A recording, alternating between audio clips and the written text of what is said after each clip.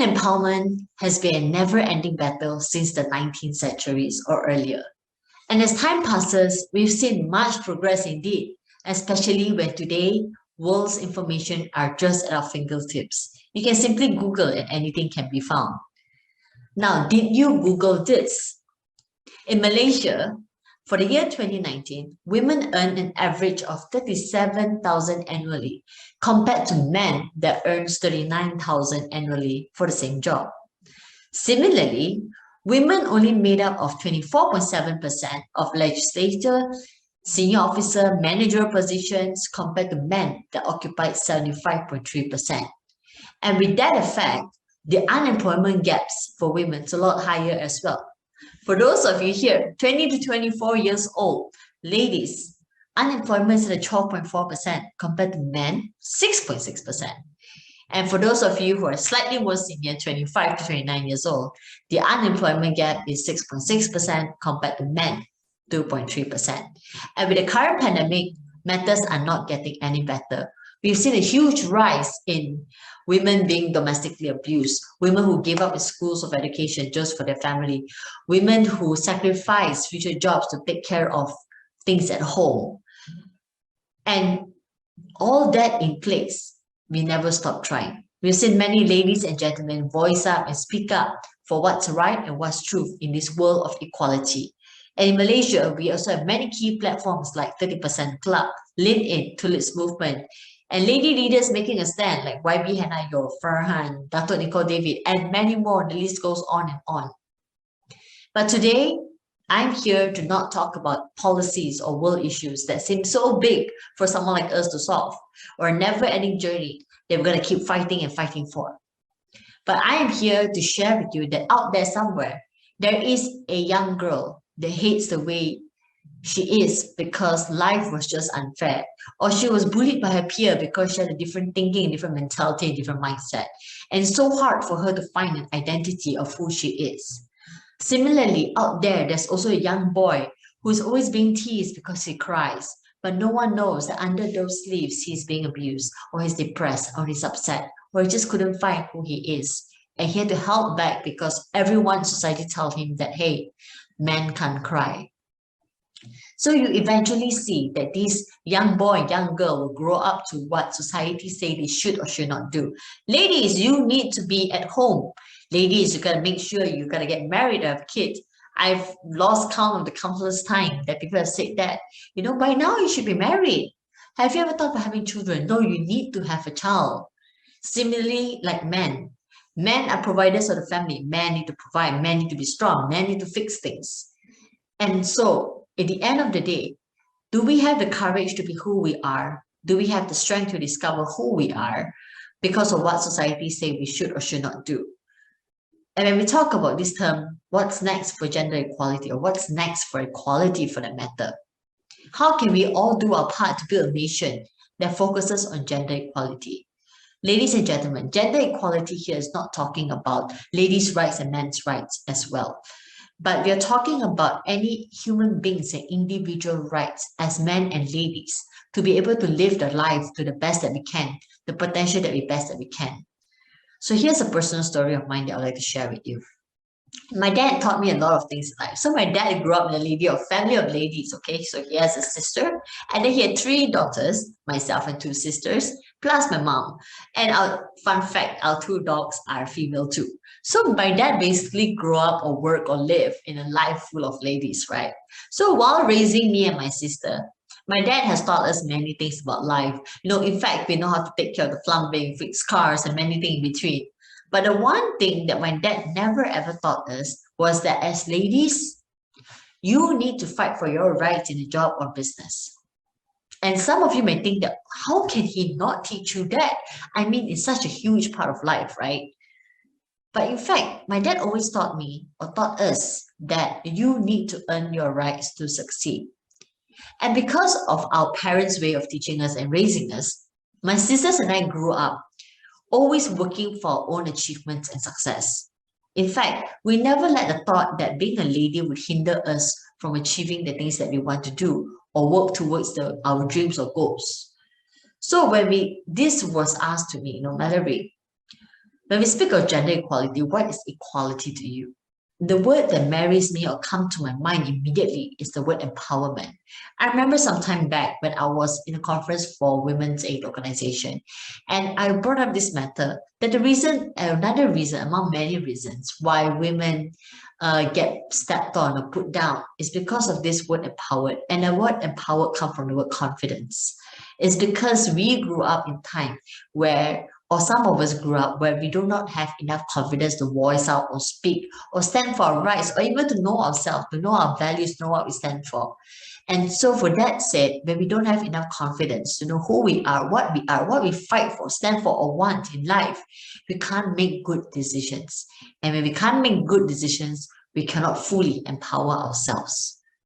So what is the decisions that we have to make in life, right? Let me give you real examples that an average girl like me goes through. I remember when I first started out my entrepreneur journey, this is like about 10 years back, someone I respected quite surprisingly actually said this to me. Mallory, are you sure you want to be an entrepreneur? I mean, ladies are more emotional. And in this business world, there's no place for emotions. Wow. And another time, I was on a panel session and Dato lady, okay, lady, I was moderating the panel along with me and many other Dati and Dato ladies. So for those of you who are not familiar with Dato and Dati, these are basically titles in Malaysia, okay? So you have Miss, no, lady, madam, and then you have the Dato and Datins. And I remember distinctively this Dato that's so respectable actually introduced her rest of her Datin friends with joy and go, oh, this is my best friend. I know her since school. You know, she's a very successful woman. And when she came to me, she merely said this, oh, and we have Mallory, Loone, floor's yours. I was like, ouch. And no doubt at that point, I had many thoughts running through my mind. From the first time when someone said, are you sure you want to be an entrepreneur? Because you are emotional, ladies are emotional, and this is not a place for emotions. Or when that Dato, there's such a high reputable lady, actually said, oh, we have Mallory, floor's yours. I had so much thoughts running in my mind saying that how can these people how can people make remarks like that? That's so rude, so hurtful. And you're supposed to be empowering other ladies. This is not empowering at all. We're basically putting them down. And that's where I learned of this term called unconscious bias tends to happen. Now, what is unconscious bias? Unconscious bias basically means that we make biased remarks over things that seems casual or fun or jokes, but actually means biasness.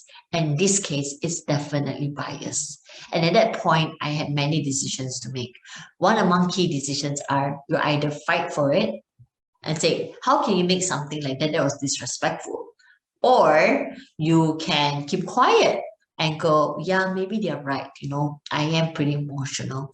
I am very young. I don't deserve to be called upon and addressed in such a manner. Or I could earn my respect. And that's what I did. I stood up. I decided to take my dad's advice and earn my respect in success. I made my point. I'm confident that I know what I am good at. And at the end of my very short 2-minute remark on that stage, she ended up befriending me on LinkedIn and Facebook. So that's the decision I choose to make. And that decision, the ability to make that decision comes from a lot of self-confidence.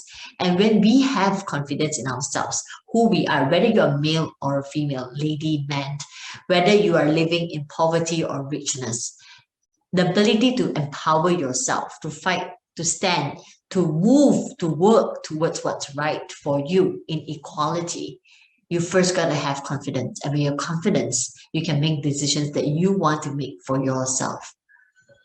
So yes, I agree.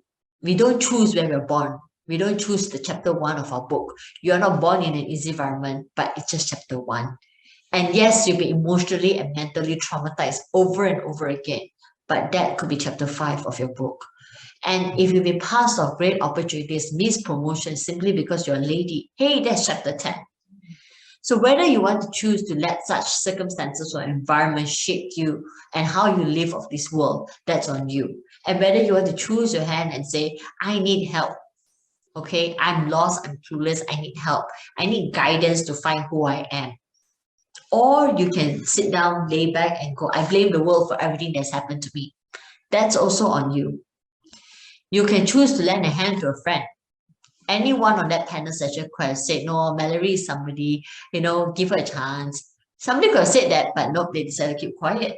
Or when you see a friend being bullied, male or lady, if you choose to turn a blind eye, or lend an ear, or lend a hand, that's also on you as well. Decisions, decisions, decisions.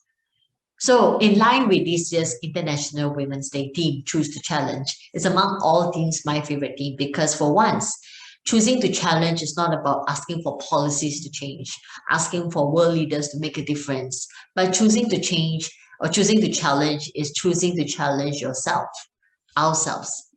And for this year's theme, I choose to challenge each and every one of you to do this with me.